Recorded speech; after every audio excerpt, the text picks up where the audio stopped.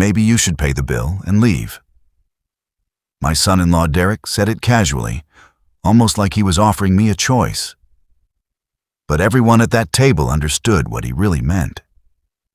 It was Christmas Eve, and I was sitting across from the man who had spent the entire evening humiliating me. His father, Frank, had been making jokes about my career for nearly an hour, and Derek had encouraged every single one. I was 68 years old. For 40 years, I had worked as an electrician. My hands carried the scars, calluses, and small reminders of a trade I had never been ashamed of. But apparently, at that expensive restaurant, my entire life had become something embarrassing. My name is William Carter. That night, I had driven through heavy Christmas traffic wearing an old navy coat. It was 18 years old, but I still liked it. I had worn it to my brother's funeral, my daughter's college graduation, and even the courthouse when Emily married Derek. When I arrived, Derek looked me over and immediately joked that he expected me to dress better. Frank laughed. My daughter Emily stared down at her wine glass, and my wife Dorothy said nothing. I tried to ignore it. During dinner, Frank kept taking shots at my profession. He talked about how I spent my life crawling through attics and working around electrical panels. He compared my career to his real estate business and suggested that unlike his industry, there was a limit to how far a tradesman could go. I didn't argue. I simply told him that most people couldn't do the work I had spent 40 years learning. Then I made a joke about the sky having limits too, depending on the weather. Frank laughed. For a moment, I thought perhaps the evening might settle down. I was wrong. By dessert, Derek had apparently decided that subtle insults weren't enough. He pointed at my coat. He asked whether I was embarrassed to walk into a restaurant like that, wearing something so old. I told him honestly that I wasn't. That seemed to irritate him. Then he leaned back and said that a man who spent his life working in other people's houses, smelling like solder and electrical equipment, didn't belong at a table like theirs.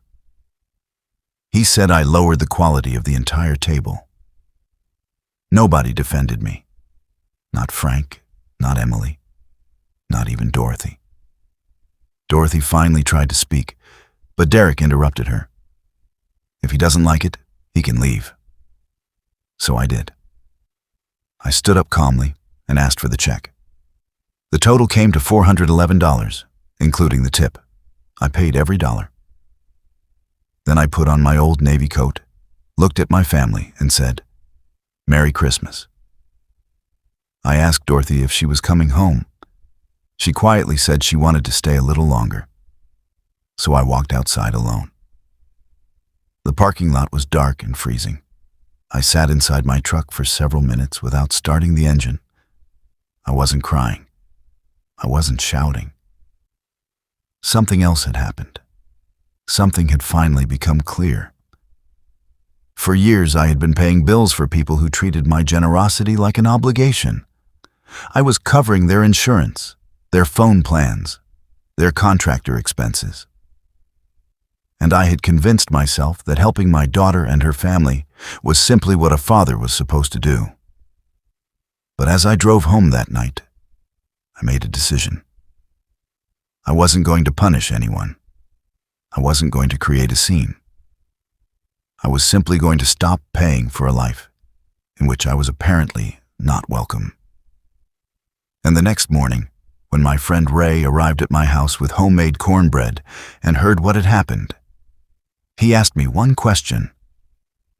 "William, how much of their life are you actually paying for?" I didn't know the answer yet. But when I opened my old household ledger, I was about to discover just how expensive my family's disrespect had become. And once I saw those numbers, I knew Christmas Eve had only been the beginning. The next morning, I woke up at 5:30, just like I had for most of my adult life. I made coffee, I cooked 2 eggs. Then I sat on the porch wearing the same navy coat Derek had mocked the night before. A little after sunrise, my friend Ray came through the side gate carrying a container of cornbread his wife Maggie had made. Ray didn't immediately ask questions. He sat down beside me and waited. Eventually, I told him everything. When I finished, he shook his head and said something I needed to hear. "William, what they said about you doesn't define you. It tells you something about them." I nodded. Then I admitted what had been bothering me most. "I've been paying for their life." Ray looked at me. "Then maybe it's time to stop." That sentence stayed with me. The day after Christmas, Maggie stopped by with chicken soup while I was working in the garage. A neighbor happened to photograph us sitting together on the porch and posted it online. Within an hour, Emily called. She wasn't asking whether I was okay. She was worried that Derek's business contacts might see the photograph and start wondering why I was spending time with another woman instead of my wife. I couldn't believe it. I reminded her that her husband had just humiliated me in front of strangers. Now she was worried about a photograph of me eating soup. I asked her if she could hear how backwards that sounded. She had nothing to say. 2 days later, Dorothy left with an overnight bag to help Emily. I stayed home. Then I pulled out the household ledger I'd kept for years. For the first time, I went through every expense connected to Emily and Derek. The numbers shocked even me. Derek's truck and Emily's car were both on my auto insurance. I'd been paying roughly $420 every month. Their phones were still on my family plan, another $180. Then there was a contractor account I'd maintained for years. Derek could authorize repairs to their house, and the contractor would simply bill me. That was costing me another $840 every month, before even counting smaller expenses.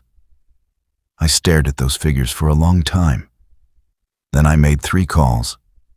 Insurance removed, phone lines separated, contractor authorization canceled. No argument, no angry message, just boundaries. I wrote the changes down in my notebook and closed it. Then I went back to the garage. I had promised Maggie I'd build a bookshelf for her, and wood doesn't care whether you're having a bad day. A few weeks later, my grandson Tyler turned 9. I built him a go-kart by hand. Solid wood frame, real rubber wheels. I painted it red because Tyler once told me red was the fastest color. His face lit up when he saw it. For a moment, everything felt normal. Then Derek approached me. He was carrying a leather portfolio. He started talking about a real estate development project he was supposedly closing. According to him, the deal was excellent, but the bank wanted someone to co-sign a $480,000 loan. He didn't even have to finish asking. I already knew my answer. No. His expression changed. I crouched down beside Tyler, told my grandson I'd see him soon, and walked away. Over the following months, I began seeing just how dependent Derek's household had become on the money I had quietly provided. Then Tyler mentioned something that stopped me. Their furnace had failed. A repairman had quoted Derek $4,200 because the electrical panel needed replacing. Tyler innocently asked me why his father hadn't called me. After all, I could have fixed it myself. I didn't know what to tell him. Then tax season arrived. While going through old paperwork, I found something far more serious. A financial power of attorney. I didn't remember knowingly signing it. Derek had presented it to me years earlier while I was working in the garage. He had made it look like an insurance document. But the paperwork had given him authority over a savings account I rarely checked. Over 8 months, $6,400 had disappeared. It had been transferred through an account I didn't recognize. I didn't panic. I treated it like an electrical problem. Find the fault. Cut the power. Fix what remains. I contacted the bank, closed the account, moved the remaining money into an account only I could control, and documented everything. But just when I thought the situation couldn't surprise me anymore, an unexpected phone call arrived. A project director named Carol Bennett wanted me to consult on a major residential electrical retrofit. 6 months, $85,000. She didn't care that I was retired. She cared that I knew how to do the work. For the first time in months, I felt something I'd almost forgotten. Pride. Not the kind Derek's family measured in expensive restaurants. Real pride. The kind that comes from knowing your skills still have value.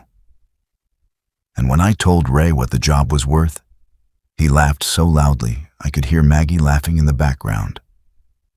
But the biggest conversation was still waiting for me. Because that summer, Dorothy finally came to me and admitted what she should have done on Christmas Eve. And what she said next would force me to decide whether our marriage could survive the boundaries I had finally learned to set. The chapel was completely full. 400 people had come expecting to watch me marry Diane. Instead, they were about to witness the truth. I walked toward the altar slowly, keeping my expression calm. Diane smiled at me as though nothing had changed. She probably believed the plan was still working exactly as she had imagined. Then I looked at Marcus. He gave me a small nod. That was the signal. The large screen behind the altar suddenly came alive. The room went silent. For the next 43 seconds, everyone heard Trevor's own recorded voice explaining how he intended to manipulate me into signing away control of my company during the wedding celebration. He spoke about it as though he were discussing an ordinary business transaction. Then Diane's voice played. She calmly talked about Emily and how much easier she would be to control now that she had been isolated from the people who loved her. The silence afterward was almost unbearable. Diane stopped smiling. Trevor looked toward the exits, but Sarah wasn't finished. She walked to the front of the chapel carrying her Navy notebook. For several minutes, she read from it. She described the strange conversations she had witnessed. The money transfers, the disappearance of Margaret's belongings, the questions Diane had repeatedly asked about my finances and estate. Then Peter stepped forward. With Emily's permission, he explained what he had observed during her medical examination and why her explanation for the bruising had concerned him. Nobody interrupted. Nobody needed to. The evidence had already done the talking. Then the side door opened. Emily walked into the chapel wearing a simple gray sweater. No wedding dress, no elaborate makeup, just my daughter. She looked at me, and for the first time in years, I could see something in her eyes that had been missing. Courage. I reached out my hand. She took it. We stood together in front of everyone. Trevor suddenly ran toward the exit, but Raymond was already there with 2 attorneys and the documents they had prepared. Trevor stopped. There was nowhere left to hide. Diane remained near the altar. Her carefully constructed image had disappeared completely.